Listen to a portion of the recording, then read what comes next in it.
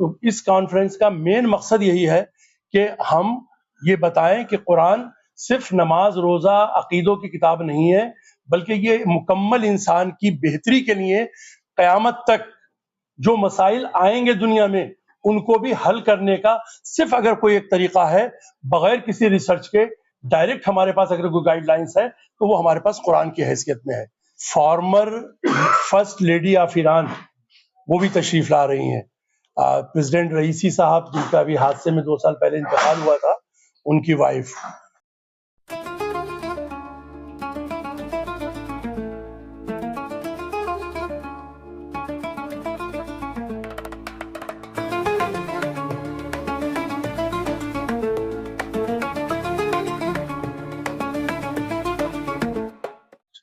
ولایت foundation, Islamic studies department Jamia Millia Islamia اور شہید بہشتی یونیورسٹی تہران کے حوالے سے یہ تینوں کولیبریٹ کر کے اس کانفرنس کا آرگنائزیشن یا اس کا ہم کر رہے ہیں کانفرنس کو، اور یہ یعنی کل 28 تاریخ کو 2:30 بجے انصاری آڈیٹوریم جو ہمارے یہاں سب سے بڑا آڈیٹوریم کہا جاتا ہے اس میں اس کا اناگرل سیشن ہے، جس کی صدارت شیخ الجامعہ جامعہ ملیہ اسلامیہ کریں گے، جس میں مہمان خصوصی کے طور پہ رجسٹرار پدم شری پروفیسر اختر الواسع صاحب، former dean former head department of Islamic studies, professor Aslam Parvez صاحب، فارمر وائس چانسلر مانو،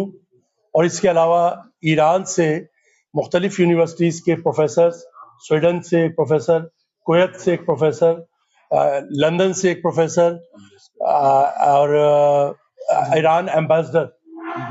انڈونیشیا سے ایک پروفیسر، آئرلینڈ کے ایک پروفیسر، نام آپ کے پاس سب پہنچ جائیں گے، یہ سب لوگ کل تشریف لا رہے ہیں۔ اور ان سب کے علاوہ جو former first lady of Iran وہ بھی تشریف لا رہی ہیں، پریزیڈنٹ رئیسی صاحب جن کا ابھی حادثے میں 2 سال پہلے انتقال ہوا تھا، ان کی وائف۔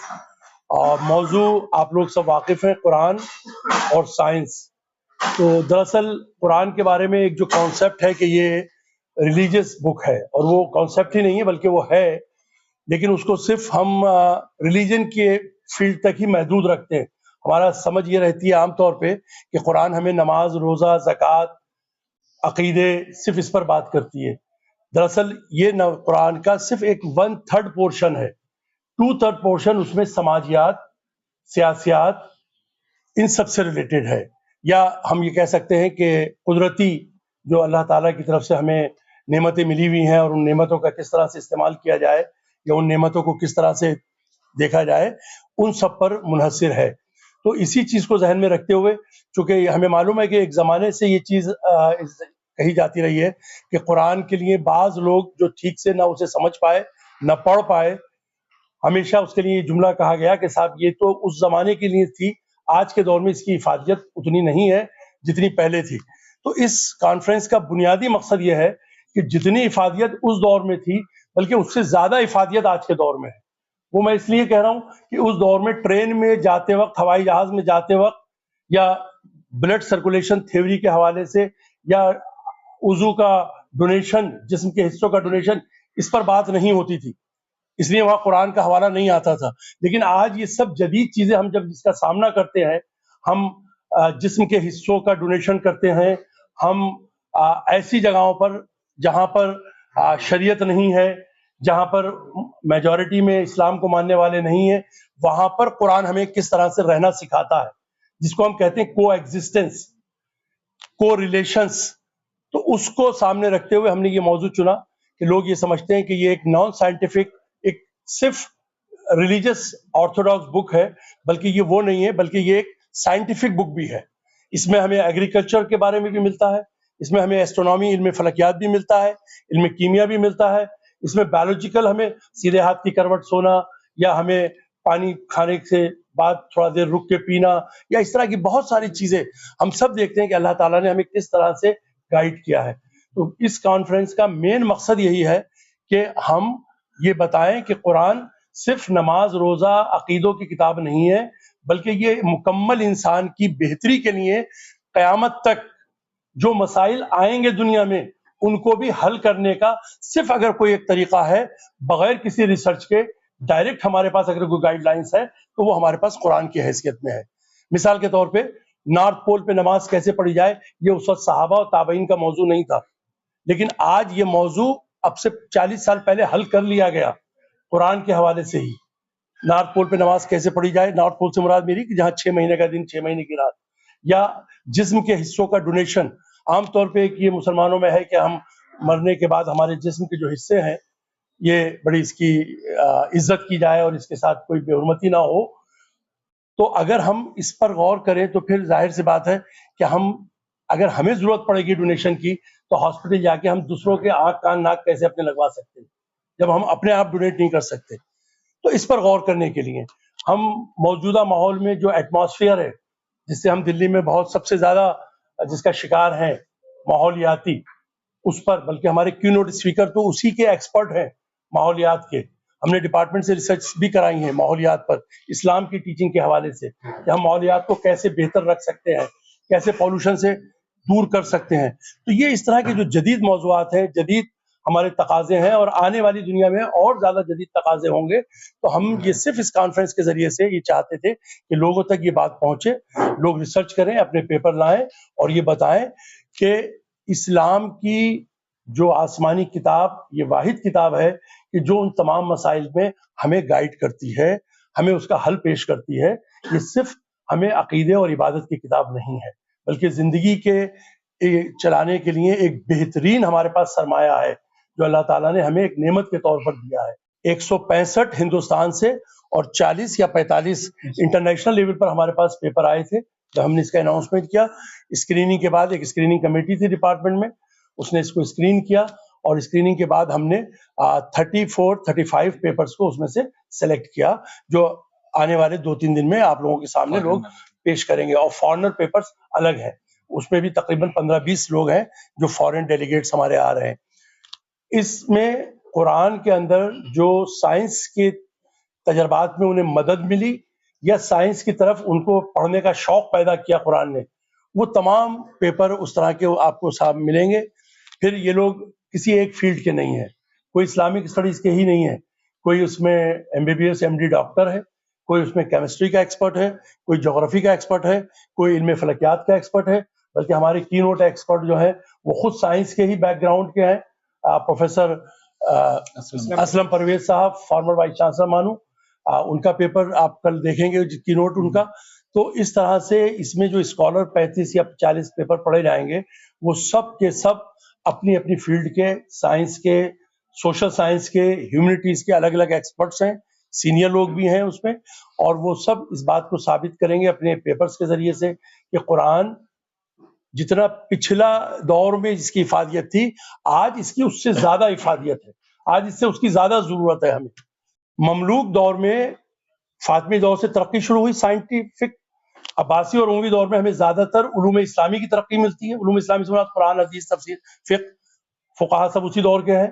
لیکن ہم دیکھتے ہیں کہ فاطمی دور سے ایجپٹ میں 909 سے شروع ہوتی ہے اور تقریباً 1300 تک،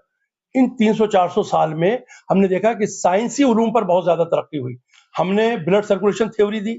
دنیا کو، ہم نے ہارٹ سرجری دی، ہم نے آنکھ کا علاج دیا، ہم نے یہ بتایا کہ پہلی بار دنیا کو سرچ لائٹ کے بغیر اپنے ایسٹرونومیکل ٹیبلز کے ذریعے کہ دنیا از ان اے راؤنڈ شیپ، یہ ہم نے بتایا. ہم نے بڑے بڑے ٹریولرز پیدا کیے، ہم نے بڑے بڑے سائنٹسٹ پیدا کیے، ڈاکٹر پیدا کیے. لیکن ان سب کا بجائے یہ ایسٹ کی طرف آتا. مملوک دور میں یہ سب سمندر کراس کر کے اسپین سب سے قریب تھا ان کے، جو اندلس کہلاتا تھا اس وقت، یہ سب اندلس میں پہنچ گیا. مسلمان تھے وہاں بھی، یہاں بھی مسلمان تھے، تعلیم اندلس میں پہنچی. اور اندلس کا جو بارڈر ٹچ کرتا تھا وہ فرانس تھا، چنانچہ وہ تعلیم فرانس تک پہنچی.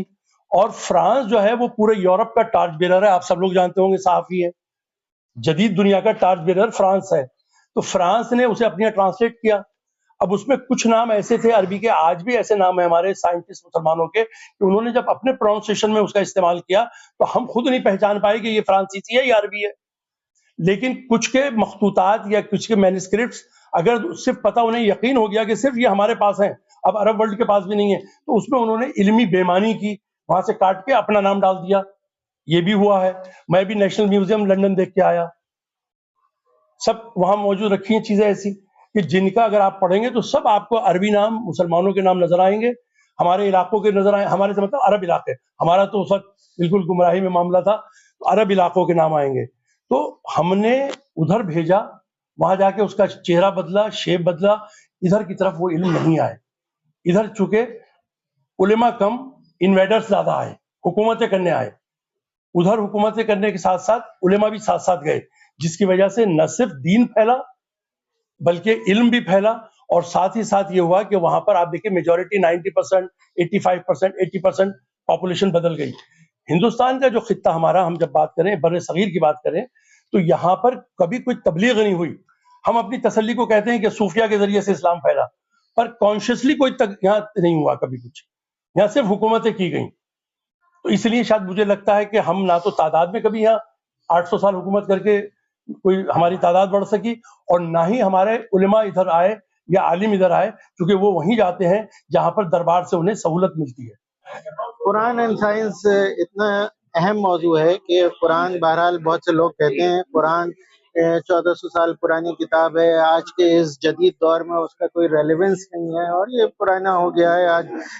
टेक्नोलॉजी के दौर है और अब तो एआई का दौर है, तो इसकी कोई अहमियत नहीं। लेकिन मैं अर्ज करूं कि इसके आज भी उतना ही रेलेवेंस है जितना 1400 साल पहले था, और ये भी कहूँ कि उतना ही रेलेवेंस है जितना ये रेलेवेंस उतना ही रहेगा 1400 साल के बाद भी, और बल्कि उसके बाद भी क़यामत तक। उसकी वजह यह है कि इंसान की ज़रूरतें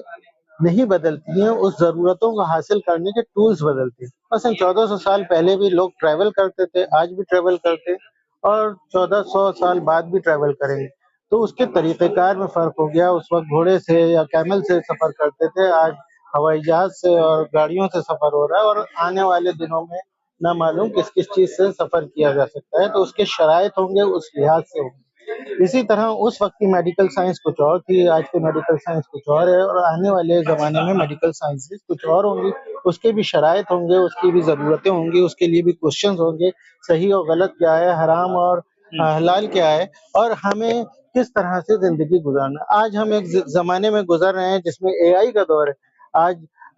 एआई के सिलसिले में लोग सवाल पूछ रहे हैं, अभी बिटकॉइन का सवाल हुआ या इस तरह के जो करेंसीज हैं उसके बारे में सवालात। तो ये सब रेलेवेंट चीज़ें हैं, आज भी कुरान भी रेलेवेंट है। और कुरान मजीद में जैसा कि बहरहाल वो ये हकीकत है, वो कोई साइंस की किताब नहीं है, वो एक हिदायत की किताब है, लेकिन हिदायत हर दौर में उसके लिहाज से ज़रूरत होती है, लिहाजा उसका रेलेवेंस बाकी है। और कुरान मजीद को मैं यूँ कह सकता हूँ, वो हिदायत की किताब तो नहीं है, लेकिन साइंस के दरवाजे खोलने की एक किताब है। कल के रोज़ यानी 28 जनवरी को 2:30 बजे इसका इनॉग्रल सेशन है, जो M A Ansari auditorium Jamia Millia Islamia में बरगुजार होगा, जिसमें मुख्तलिफ फील्ड्स के माहिरीन होंगे, और ईरान से भी इसमें हजरात आ रहे हैं, कुवैत और स्वीडन और इंडोनेशिया और कई और मुल्कों से, और हिंदुस्तान के मुख्तलिफ सूबों से, तकरीबन पूरे हिंदुस्तान को कवरेज मिला, केरला से, कश्मीर से, पटना से, बंगाल से, दिल्ली से, अलीगढ़ से, मुख्तलिफ शहरों से लोग आ रहे हैं। तो 2:30 बजे से इसका इनॉग्रल सेशन है, और उसके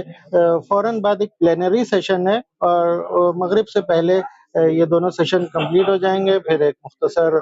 लोगों के लिए एक हाई टी है, और इंशाल्लाह नेक्स्ट डे जो है यानी थर्सडे को 29 जनवरी को 5 सेशंस होंगे जो पैरेलल होंगे, हमज़मान होंगे, जिसमें मुख्तलिफ फील्ड्स के उसे डिवाइड किया गया। उसकी डिटेल्स हम आपको दे देंगे। मुख्तलिफ जो पैनलिस्ट हजरात हैं, जो अपने आर्टिकल्स उन्होंने ज़हमतें फरमाई हैं, वो इसमें